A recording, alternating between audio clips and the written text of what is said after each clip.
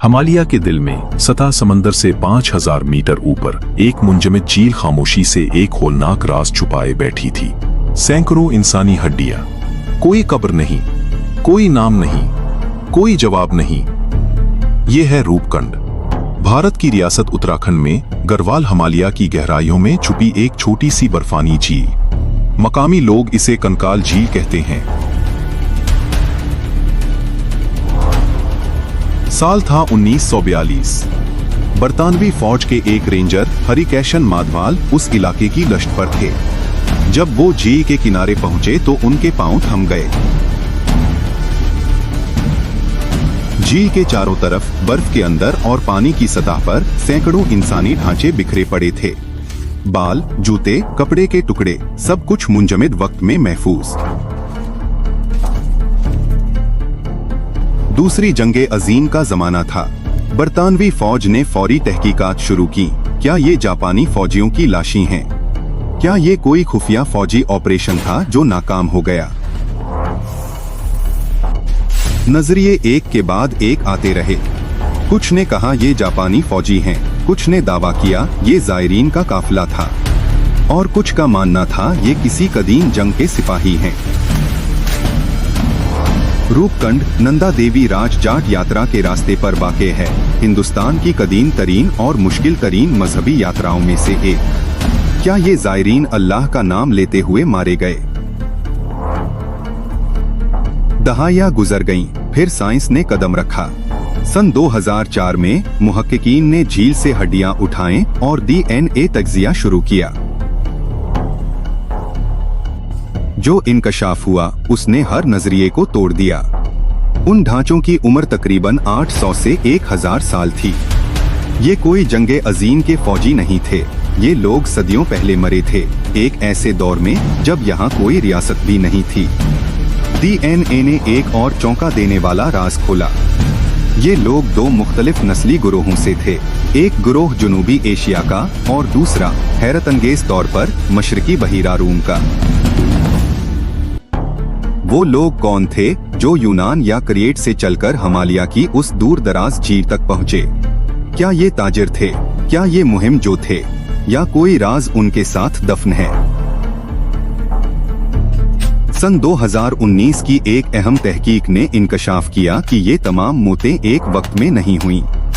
ये लोग सदियों के वक्फे से यहाँ आए और यहाँ मरे, मुख्तलिफ अदवार में, मुख्तलिफ वजूहात से। लेकिन एक चीज मुश्तरक थी, हर खोपड़ी पर एक ही किस्म के जख्म थे, गहरे गोल निशानात सर के ऊपरी हिस्से पर। ये तलवार के जख्म नहीं थे, ये गोली के निशान नहीं थे। तो फिर क्या था? जवाब आसमान से आया। साइंसदानों ने नतीजा अक्स किया कि ये लोग एक होलनाक ओले के तूफान का शिकार हुए थे। क्रिकेट गेंद जितने बड़े ओले सीधे ऊपर से बेरहमी से गिरे। हिमालय की उस चोटी पर न कोई दरख्त था, न गार, न पना। खुले मैदान में फंसे ये लोग अपने आप को बचा नहीं सकते थे। तूफान ने उन्हें वहीं खत्म कर दिया, एक एक को। गढ़वाल के मकामी लोगों में सदियों से एक लोक गीत गाया जाता था, देवी नंदा के कहर का उन लोगों पर जिन्होंने उसकी पहाड़ी को नापाक किया। शायद ये गीत उसी वाक़े की याद थी। कहानी है कि एक राजा और रानी अपने पूरे दरबार के साथ नंदा देवी की यात्रा पर निकले, लेकिन वो नाचते गाते ऐश करते चले, देवी की तौहीन करते हुए। और देवी ने जवाब दिया। आसमान काला हो गया, बादल गुरजे और फिर आसमान से पत्थर बरसे। कोई बच नहीं सका। वो सब रूपकुंड के सर्द किनारे पर हमेशा के लिए सो गए। फिर बर्फ ने आकर सब ढांप लिया। सदियां गुजरी, पहाड़ खामोश रहे, और वो लोग मुंजमद वक्त की कैद में महफूज रहे। तावक्ती का साइंस ने उन्हें दोबारा जिंदा किया। 1902 में नेचर कम्युनिकेशंस में शाये होने वाली तहकीक ने बताया कि ये एक नहीं मुताद्दिद सानहे थे, मुख्तलिफ अदवार में। ये सन झील सदियों से मौत का मकाम बनती रही। बहरा रूम से ताल्लुक रखने वाले अफराद का रूपकुंड तक पहुंचना आज भी एक मौमा है। कोई तारीखी दस्तावेज नहीं, कोई नक्शा नहीं, कोई गवाह नहीं। वो कौन थे? क्यों आए? डीएनए, कार्बन डेटिंग और फ्रांसिक तज्जिया तीनों ने मिलकर ये तस्दीक की कि ये अव्वलों के तूफान से हुई अमवात थीं। लेकिन क्यों इतने मुख्तलिफ लोग इतने मुख्तलिफ वक्तों में इसी जगह मरे? रूपकुंड सिर्फ एक कंकाल झील नहीं, ये इंसानी हिम्मत और हमाकत दोनों का मजार है। वो लोग जानते थे ये सर खतरनाक है, फिर भी चले। आज हम पूछते हैं क्यों? कौन थे वो लोग? कहां से आए? क्या ये वाकई देवी का कहर था या सिर्फ फितरत का जुल्म? रूपकुंड के सवाल अभी भी उस बर्फानी फजा में गूंज रहे हैं, बेजवाब। आज रूपकुंड एक ट्रैकिंग मंजिल है। सयाह यहाँ आते हैं, तस्वीरें खींचते हैं उन हड्डियों के साथ जो आज भी वहां मौजूद हैं। हर हड्डी एक कहानी है, एक जिंदगी, एक मौत। लेकिन मौसमियाती तब्दीली से ग्लेशियर पिघल रहे हैं और मजीद हड्डियां जाहिर हो रही हैं। शायद अभी और भी राज बर्फ के नीचे दबे हैं जो जल्द सामने आएंगे।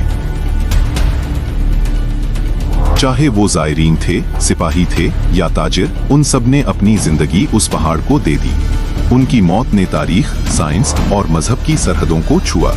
उन्हें फरामोश नहीं किया जा सकता। रूपकुंड का राज मुकम्मल तौर पर हल नहीं हुआ।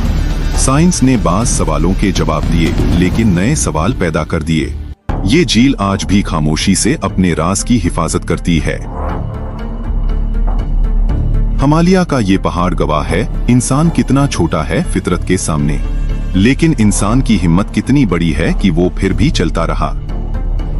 रूपकुंड मौत की झील जिंदगी का सबक सिखाती है।